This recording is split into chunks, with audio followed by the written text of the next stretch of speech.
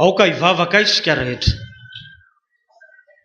Misaotra anao zahay Jesosy tompotianay io, noho ny nanomezanao anay izao isan-taona izao ka nitantananao anay tonga eto amin'izao tobonao izao. Manana hafatra hatolotra anay ianao, manana teny homena anay ianao, ary zany dia inoanay fa izay hitehirizanao anay amin'ny fanomezanao dia ny famonjenao zany, ka handehananay araky ny sitraponao amin'ny fiainanay manontolo ho voninahitrao. Tsy miafina aminay anefa Tompo ny sakana maro izay misy eo amin'ny fiainanay, fa ianao dia nanohatra anay tahaka ny zanak'ondry eo afovoan'ny amboadia, manoloana ny fahavalo maro izay manodidina anay, na ny fampianaran-diso izany sy ny zavatra maro izay mety manakana anay tsy hahazo anay mitahiry ny fanomezanao, sy misakana anay koa tsy hahazo anay mandeha araka ny sitraponao. Kanefa izay anoharanao anay tahaka ny zanak'ondry eo afovoan'ny amboadia dia ny hitantananao anay zany, hiarovanao anay, hampianaranao anay, ary hanitsianao anay koa. Koa raha handreny teninao zahay dia misaotra anao satria efa nandray fampianarana avy aminao tamin'ny alalan'ny ray aman-dreny teto, dia ankehitriny koa dia fantatray fa manakambara aminay ianao, koa araka ny fombanao Tompo, araka ny fiainanao dia mitenena araka izany Tompo fa voninkainy olonao. Amin'ny anaran-tsoanao Jesosy no anaovanay izany vavaka izany. Misaotra tompotianay io. Amen. Ny tenin'Andriamanitra izay anjarantsika amin'izao tolakandro izao dia izay hitantsika ao amin'ny bokin'ny Kolosianina, Kolosianina 3:9 ka hatramin'ny 5:10. Kolosianina 3:9 ka hatramin'ny 5:10. Toy izao ny fivakin'izany amin'ny anaran'i Jesosy. Koa vonoiny momba ny tenanareo izay ety an-tany dia fijangajangana, fahalotoana, firehetam-po, fanirian-dratsy ary fiaremana, dia fanompoan-tsampy izany.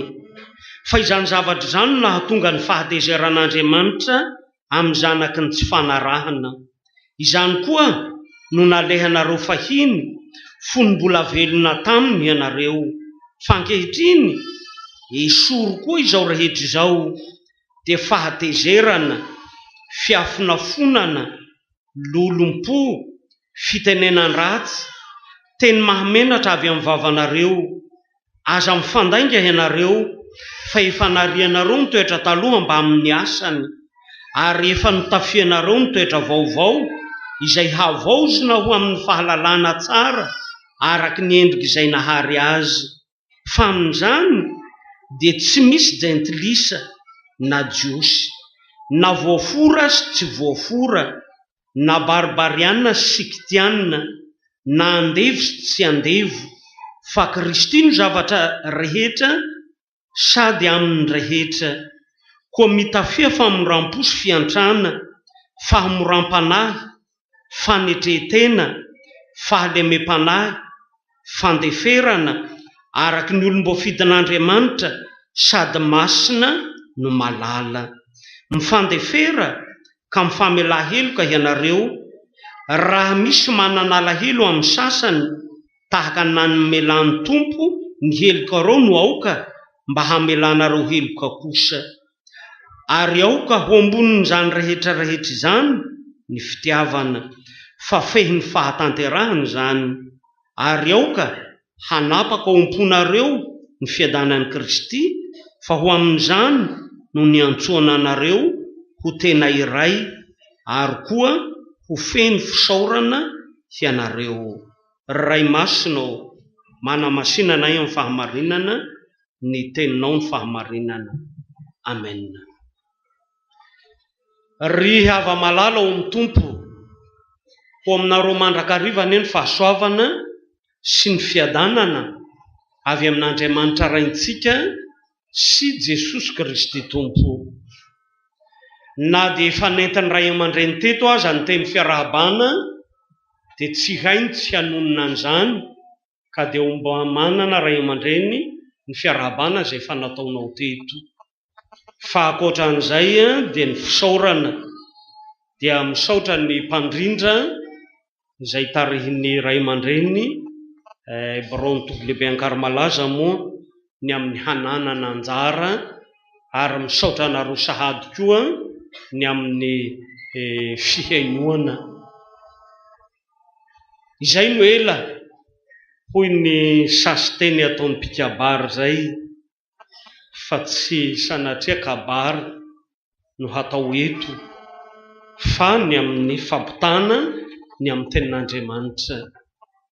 Retsika nandritry ny fahatongavana hatramin'ny fahatongavana ny amin'ny bokin'ny Efesianina, ary izay rehetra tonga dia tsy mitsahatra mampahatsiahy, eny manao tsiahy na manao fintina ny amin'ny bokin'ny Efesianina, dia ny amin'ny tontolo izay nisy azy ka nahatonga ny apôstôly Paoly hanoratra ho an'ny fiangonana tany Efesosy. Ary izany dia tsy hafa fa ny amin'ny hampiorenana ny finoan'ny fiangonana manoloana ny fampianaran-diso izay misisika ao amin'ny fiangonana. Ka dia io no mahatonga ny apôstôly Paoly hanolotra indray ny amin'ny fampianaram-pinoana ao amin'ny tapany voalohany amin'izany Efesiana zany, ary hanohy izany amin'ny fananarana ny amin'ny tapany faharoa. Ary raha ny bokin'ny ny epistily ho an'ny Kolosianina koa no lazaina dia tena akaiky tanteraka ny boky Efesianina izy.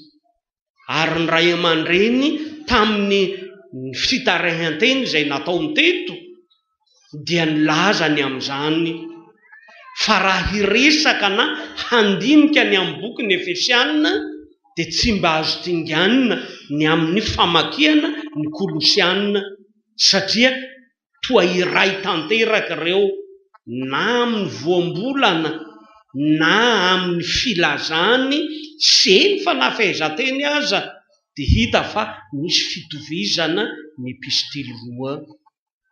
Fa izay tiantsika hanterina dia ny toe-java-misy manodidina ny boky ho an'ny Kolosianina, dia milaza koa ny amin'ny fampianaran-diso izay nisy tao amin'ny fiangonana tamin'izany fotoana izany. Ary na ny fotoana nanoratana an'ireo epistily roa ireo aza dia tsy mifanalavitra, fa mifanakaiky, satria izay ambara dia zavatra tsy hafa fa iray. Ahoana no hatao hampiorenana ny finoan'ny fiangonana manoloana ny fampianaran-diso.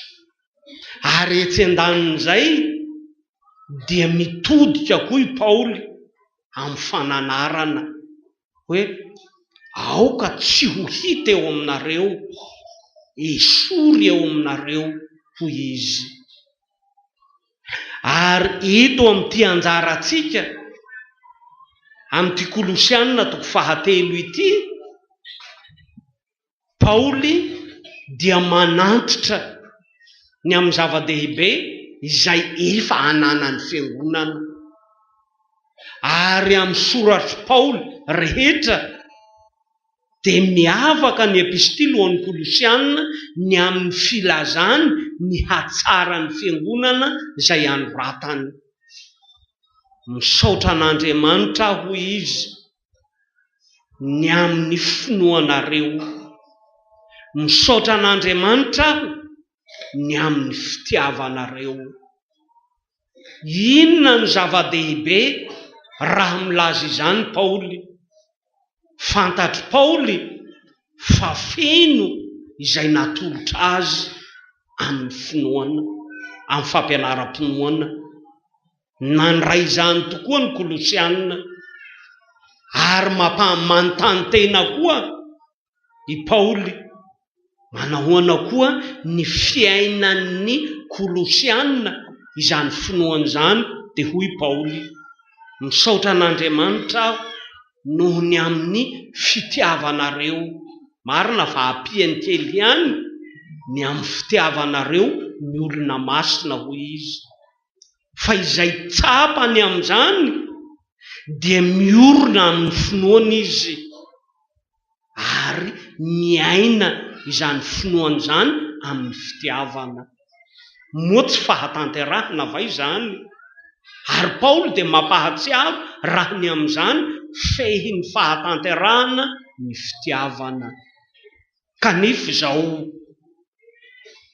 manoloana ny fampianaran-diso izay hita ho tonga ao amin'ny fiangonana dia indro Paoly mampahatsiaro ny Kolosianina ka hoy izy, vonoy ny momba ny tenanareo izay ety an-tany. Vonoy ny momba ny tenanareo izay ety an-tany hoy izy, dia ny fijangajangana zany. Tsy dia izany no ho velarina hoe endrika manahoana ny fisehoany izany na eo amin'ny fiainan'ny olona manokana izany na eo amin'ny fiainan'ny olona amin'ny fiainam-pifandraisana izany. Inoako fa ampy izay voalaza izay. Fa izay zavatra tian'ny Paoly ho tsindriana raha milaza ny amin'izany izy dia manohy tanteraka izany filazana izany. Vonoy ny momba ny tenanareo izy izay ety an-tany, dia ny fijangajangana, fahalotoana, firehetam-po, fanirian-dratsy, fieremana, toetra anaty zany.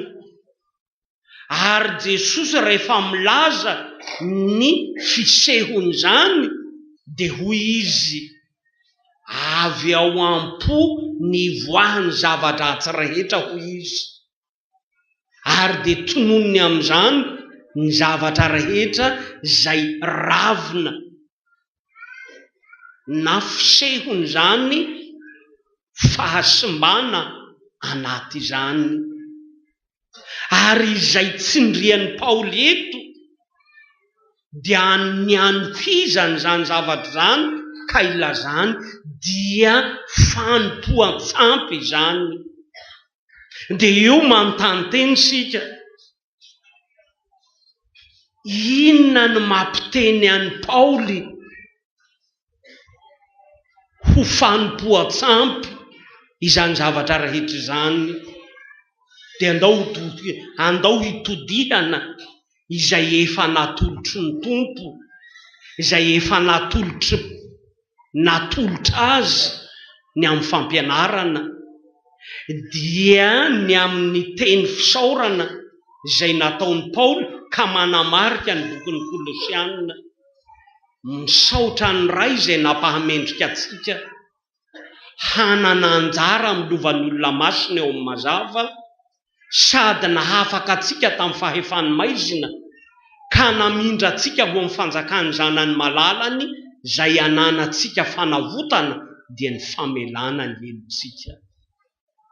Aiza ary iza no ananantsika izany fisaorana izay ambarany Paoly izany, moatsy izay efa vitan'Andriamanitra tamintsika tamin'ny alalan'ny batisa va izany, ka nanafahana antsika tamin'ny fahefany maizina, ka namorana antsika ho ao amin'ny fahazavana. Asan'Andriamanitra teo amin'ny batisa izany. Isika izay tao anatin'ny maizina, isika izay tao anatin'ny fahotana, eny isika izay efa tao anatin'ny ny fahaverezana koa, dia aoka ho tsarovantsika fa Andriamanitra efa naneho ny fitiavany antsika ka nandray antsika ho isan'izay miverina ho amin'ny indray tamin'ny alalan'ny batisa.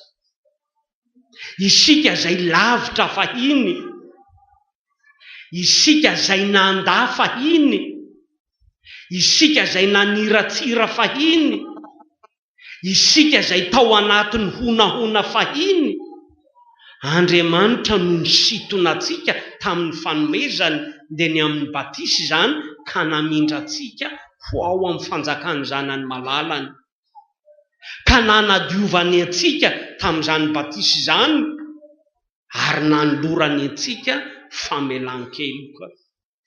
Zava-dehibe vitan'Andriamanitra tamin'ny fiainantsika izany, fa nataony ho tonga zana antsika, na dia nanohitra azy aza fahiny, nataony ho tonga mpiombon-dova amin'ny Kristy isika izay tsy nanana anjara tamin'ny fahiny, nataony ho tafatambatra aminy ao amin'ny batisa tsika izay tafasaraka taminy noho ny amin'ny fahotana. Dia mety mbola mampanontany tena ihany zany hoe inona no hafatry Paoly ny amin'ny hoe esorony momba ny tenanareo ety an-tany, dia lazainy ny amin'ny fitanisana, ny amin'ny fahotana izay hitantsika ihany koa any amin'ny soratry Paoly akoatra ny eto. Raha ny Galatiana no milaza azy dia milaza fa izao ny vokatry ny nofo, fa izao no asan'ny nofo dia tany sainy. Fa ny mampanontany tena dia inona no hafatry Paoly, ka ilazany fa fanompoan-tsampy izany na fandavana an'Andriamanitra amin'ny mahandriamanitra azy. Dia izao ny zavatra ho marihina. Tsy ny mahazanaka atsika ihany no niraisitsika teo amin'ny batisa, tsy ny famelan-keloka ihany no natolotra atsika teo amin'ny batisa, fa aoka ho tsarovantsika fa isika dia nofidian'Andriamanitra honenany nanomboka teo amin'ny batisa. Ary io no lazainy Paoly na ao amin'ny epistily ho an'ny Korintianina izany, voalohany 3 sy 9, dia tsy nirian'ny Paoly tanteraka, tsy fantatrareo va fa tempolon'Andriamanitra sy anareo. Ary dia lazainy masina ny tempolon'Andriamanitra dia ny tenanareo zany. Ary io ny zava-dehibe tian'ny Paoly hanterina eo amin'ny Kolosianina, dia izay efa nifidianan'Andriamanitra azy ho fonenany, ka naneken'Andriamanitra hitoetra ao amintsika izay mpanota. Ka moa misy zavatra lehibe tahaka an'izany fa io ny zavatra tokony hisaorantsika an'Andriamanitra, dia izay naneken'Andriamanitra hitoetra ao amintsika ka honina ao anatitsika, ka nahatonga atsika ho tempolony, tsy any Jerosalema intsony, tsy ao amina trano fiangonana ihany, fa Andriamanitra dia misy aona amintsika ao anatitsika, ary tsy fiaonana mandalo zany ka fitsidihana ny faharatsiatsika, fa tena fanekena honina ao anatitsika. Efa nambaran' Jesosy tamin'ny fahatongavany tetỳ an-tany zany raha ny amin'ny tenin'Andriamanitra, ary ny teny dia tonga nofo ka nonina tamintsika, ary eo amin'ny batisa no ahatanterahan'Andriamanitra zany fonenany amintsika izany, koa dia tsy hiviny fa ianareo dia tempolon'Andriamanitra, nofidiny Kristy honenany ianareo, nofidinan'Andriamanitra hitoerany ianareo, nofidiny fanahy masina hitoerany ianareo. Ary io tsy lavitra intsony, tsy amin'ny Kolosiana intsony no anambarany izany teny izany, fa amiko ary aminao koa. Nahoana fijery ny olona antsika, nahoana fijeritsika antsika, dia aoka ho tsarovatsika fa Andriamanitra efa nanaiky honina ao anatitsika. Dia hoy ny teny soratra masina, esory hiala eo aminareo ny momba ny nofo. Koa izay rehetra mahakasika ny tenantsika amin'ny faharatsiana dia mahakasika an'Andriamanitra zany. Ekena fa ny fahamasinan'Andriamanitra zay azy hatrizay ka ho mandrakizay dia tsy ho tasiny amin'ny fahotantsika, fa mangataka kositsika araka ny hataky ny Tompo zay ampianarana atsika mba ho masina eto amintsika koa ny anarany. Koa izay rehetra akasika ny tena amin'ny faharatsiana dia fanimbana ny fahamasinan'Andriamanitra eo amintsika izany. Ka io ny itenenan'ny Paoly eto, fanompoan-tsampy zany, fandikana ny didin'Andriamanitra ny amin'izay itenenana atsika, ny amin'ny tsy maintsy hitiavantsika an'Andriamanitra zany.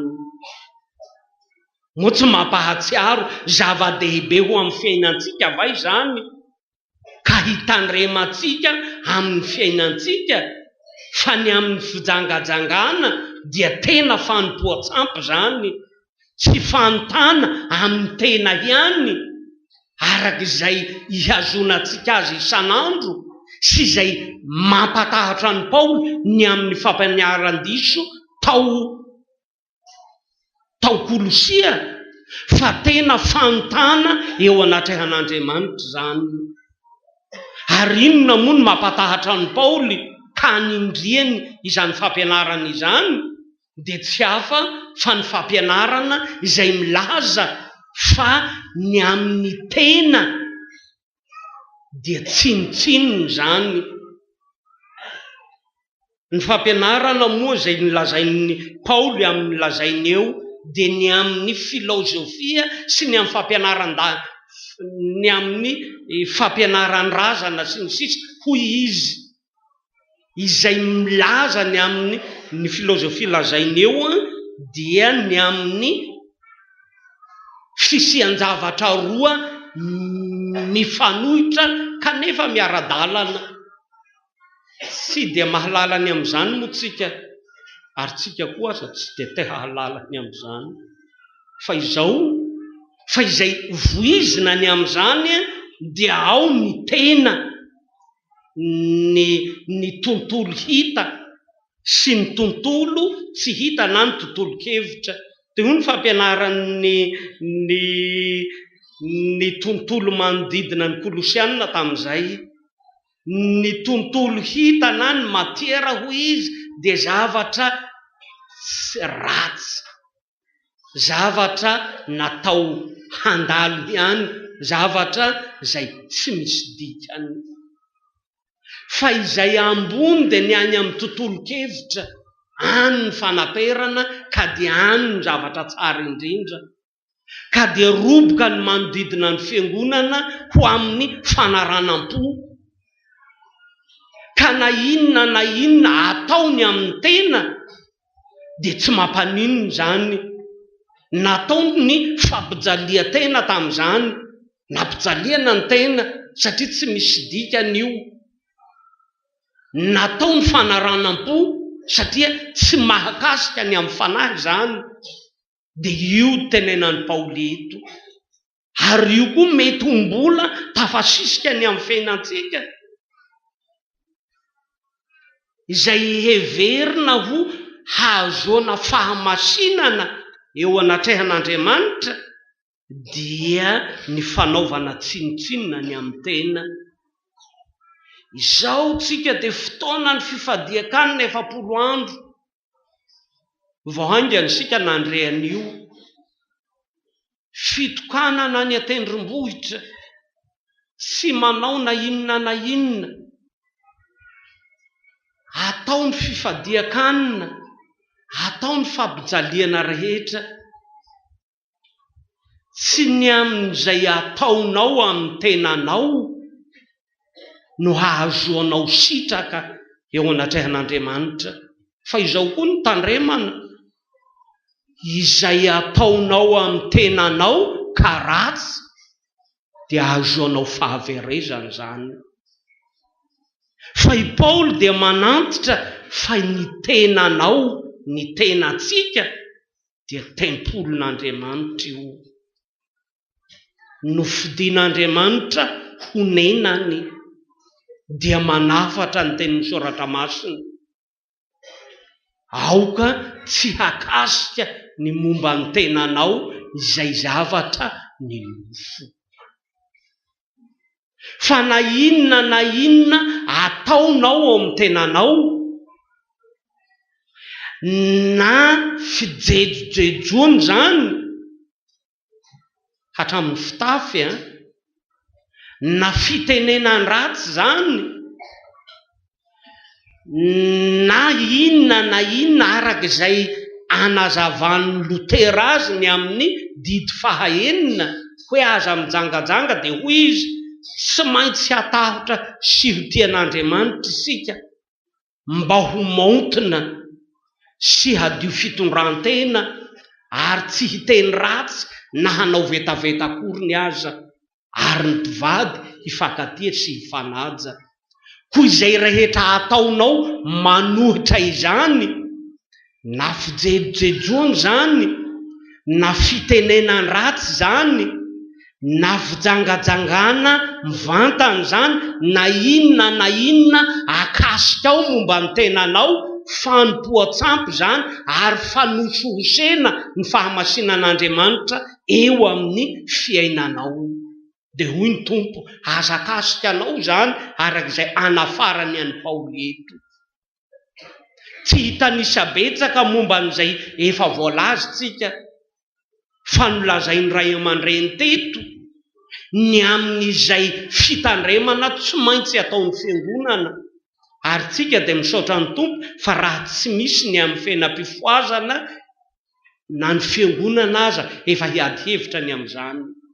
Misy fiangonana anankiray eto amintsika napiditra lahadinika ao amin'ny fivoriany momba ny amin'ny homosexualité, dia nanontany ny ray amin'izy ireo fa inona no hiresahanareo izany ao. Dia nilaza izy hoe hilazana iakariary ny amin'ny fanoherana azy. Dia raha tato amintsika izy dia mba afaka nibitsika ihany nanao hoe sao dia sanatria ny firesahana an'izany hahitany devoly lafy tsarany ho an'izay tsy mino ao. Fa atao ho tena zavapady zany, azakasika ny momba ny tenanareo zany. Zavatra maro fa izay anterina dia izao: tempolin'Andriamanitra ny tenanao. Ary Paoly dia milazany amin'izany fa izay manimba ny tempolin'Andriamanitra, hoy Paoly, dia ho simbany koa. Ary io no atohiny azy eto.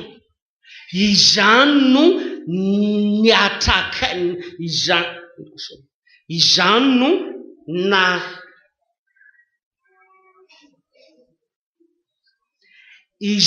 no nahatonga ny fahatezeran'Andriamanitra amin'ny zanaky ny tsy fanarahana hoy izy.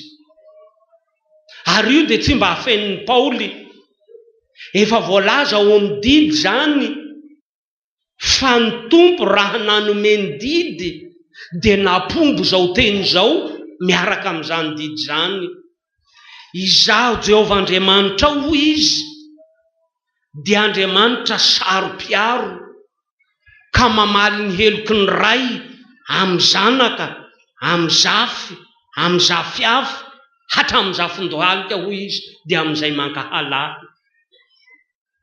Manantitra zany fa Andriamanitra dia manameloka tokoa izay mandika ny didiny. Koa raha lazain'ny Paoly ho an'ny fiangonana fahizay zany, ka tsy hiviny koa itsika kehitriny, dia ao koa ho fantatsika fa Andriamanitra tsy mba mandefitra ny amin'ny fahotana. Tiany mpanota izy, ekeny zany, fa izao Andriamanitra tsy mandefitra ny amin'ny fahotana. Ary izay no lazan'ny Paoly fa izay manimba ny tempolin'Andriamanitra, hoy izy, dia ho simbany koa. Ny fanontaniana mipetraka dia hoe oviana. Ary io no isian'ny fakapanahy eo amin'ny fiainan'ny olona, tahaka an'izay nahazo ny fahiny tao amin'ny Salamo. Raha mahita ny ratsy fanahy ambininy izy dia manontany hoe fa aiza ny famalian'Andriamanitra, aiza ny fahatezeran'Andriamanitra? I Paoly kosa dia milazany amin'izany: afy hatrany zany, tsy angatahan'Andriamanitra andro zany, fa ny fahatezerany dia amin'izay manota.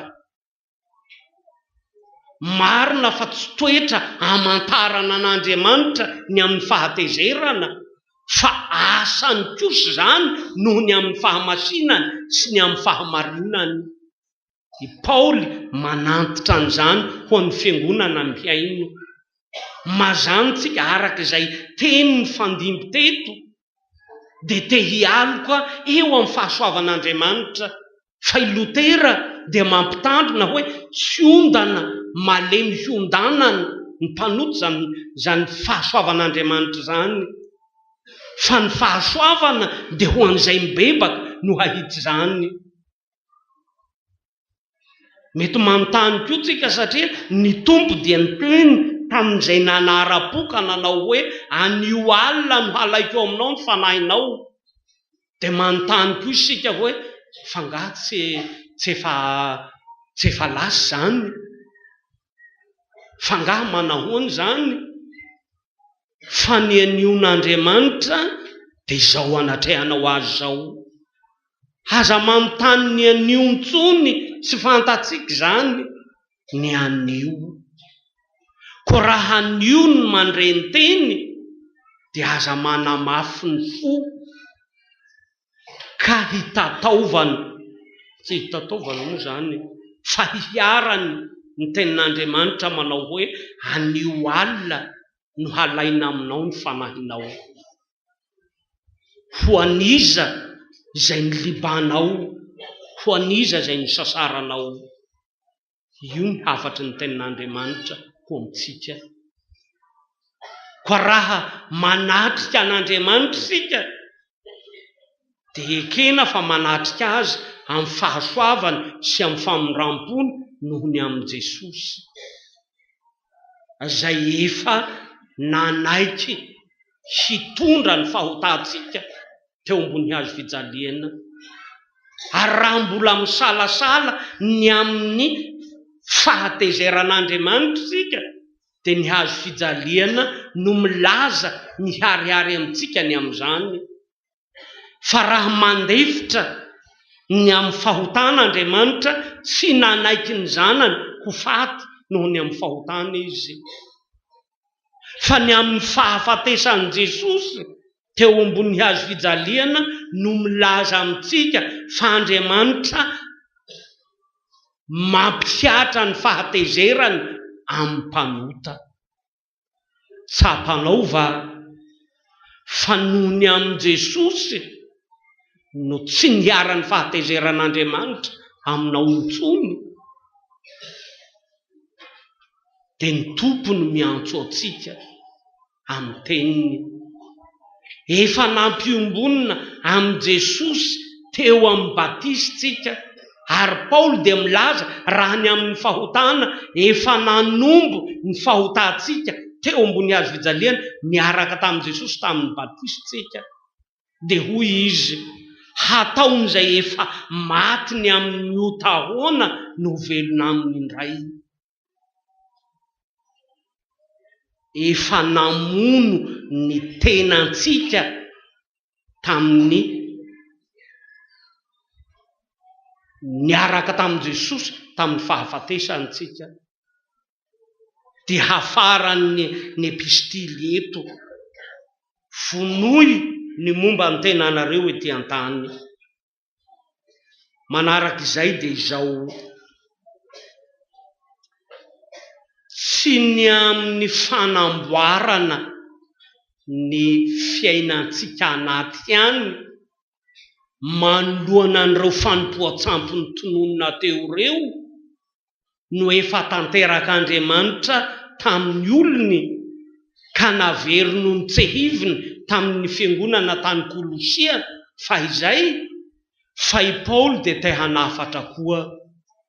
Andriamanitra efa nanavao ny fiainan'ny olona sy ny fiainana anaty hany arak'izay efa nampanantenainy, fa fo vaovao no hatao anaty fanahy vaovao, fa ny Tompo dia namboatra koa ny fiainan'ny olona ho arak'izay naharian'Andriamanitra azy.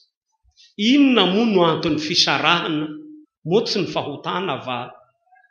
Inona no anton'ny adilahy? Moa tsy ny fahotana va? Inona no anton'ny fifandirana sy ny fifampiandaniana? Moa tsy ny amin'ny fahotana va? I Paoly dia manafatra fa zavatra efa natolotra Jesosy azy ireo izany fanavaozana ny amin'ny fiaina ampiarahamonina izany, ka nanambarany ho raindray izay efa tafasaraka. Dia hoy Paoly eto: tsy misy intsony hoy izy na Grika na Jiosy, tsy misy intsony na andevo na tsy andevo, tsy misy intsony na iza amin'ny fisarahana. Inona no tian'ny Paoly hanterina ho an'ny fiangonana ny amin'izany? Dia izay efa nahafozan'i Jesosy ny tenany, nandatsahany ny ranony, tsy ny hampihavanana antsika amin'Andriamanitra ihany izay nanompo sampy, fa ny hampihavanana antsika koa izay tafasaraka noho ny amin'ny fahotana.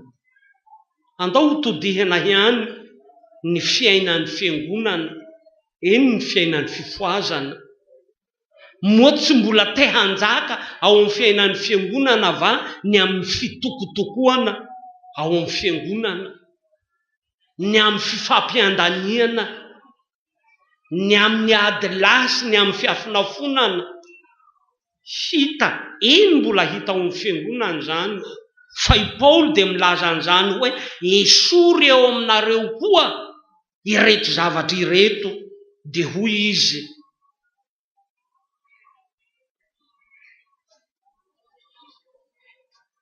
ny fahatezerana, ny fiafinafonana, ny lolom-po, ny fitenenan-dratsy aza mifandainga ianareo fefa narianareo ny toetra taloha.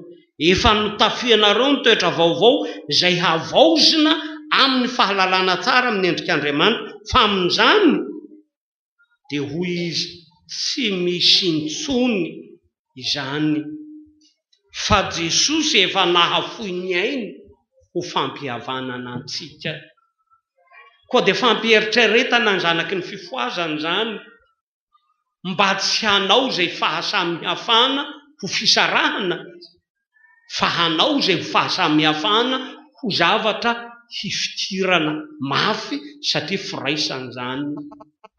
Na dia tononona aza ny toby lehibe efatra, rehefa jerenao dia miara-miaiky tsika fa nahy iray no miteny amin'izany. Tsy misy zavatra hafa. Ny satroka ve hampifanditra ny olona? Ny amididin'akanjo ve hatao ady hevitra? Zavatra ivelany zany, fa izay tsindriana eto ho any zanaky ny fifoazana dia efa natambatra Jesosy ho ray tanteraka isika. Hoy ny hafatra, atao fo ambony ny zavatra rehetra ny fitiavana, fa fahatanterahana zany. Hoy Jesosy, didy vaovao nomeko anareo dia mba hifankatiavanareo. Eny, aoka ho tahaka ny tiavako anareo no mba hifankatiavanareo koa.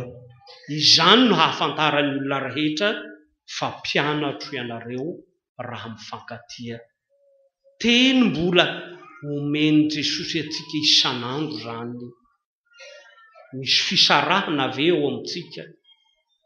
Mbola misy fifampiandaniana va eo amintsika? Mbola misy fitsitokotokoana va eo amintsika? Tsarovy fa ny fahafatesan'i Jesosy teo ambony hazo fijaliana dia tsy famerenana antsika ho amin'Andriamanitra ihany, fa famerenana antsika ho tena iray. Ary ny vokatry ny fanahy izay mifanohitra amin'ny asan'ny nofo, ka itenenan'i Paoly hoe hanesorana antsika amin'izany, dia ambaran'i Paoly ihany fa ny vokatry ny fanahy kosa dia fitiavana. Io no nanambaran'i Jesosy atsika, io no nahiray antsika, ary manoloana an'izany fitsitokotokoan'izany dia Paoly eto manafatra, mifamelah-heloka ianareo. Ary ny ray aman-dreny teto dia nampifanontany, ho isika tafavory eto io ve manahoana? Sa mody miray latabatra eto fa ho sarahin'ny lakana koa? Le sarahin'ny lakana eto le ady lakana amin'ny fodiana. Sa ho sarahin'ny lakana koa rehefa mody? Eto ny toby dia miteny aminao manao hoe mifamelah-heloka ianareo tahaka ny namelan'ny tompo ny helokareo. Ho an'izay nahatsiaro nandray famelan-keloka dia mizary zany famelan-keloko zany. Efa henoko ny kohako hoa tena tapitra ho any dera. Mifamelah-heloka ianareo tahaka ny namelan'ny tompo ny helokareo. Ivavaka isika tompo. Saotranao Jesosy noho ny teninao izay atolotra ao anay. Koa dia ianao ny hitari-dalana anay amin'ny fanahinao, mba handehananay araky ny sitraponao, hanatanterahanay ny didinao, dia ny hifankatiavana zany. Avy aminao zany Tompo, ka dia angatahanay aminao mandrakariva, ary dia taomy zahay hahay hianatra aminao, satria malemy fanahy sady tsy miavonam-po ianao. Saotra Jesosy eo. Amen. Raiso ny fitahiana. Ny fahasoavan'i Jesosy Kristy Tompo, ny fitiavan'Andriamanitra Ray, ny firaisana sy ny fimbonana amin'ny fanahy masina ho aminareo rehetra ne hatramin'izao ka ho mandrakizay. Amen.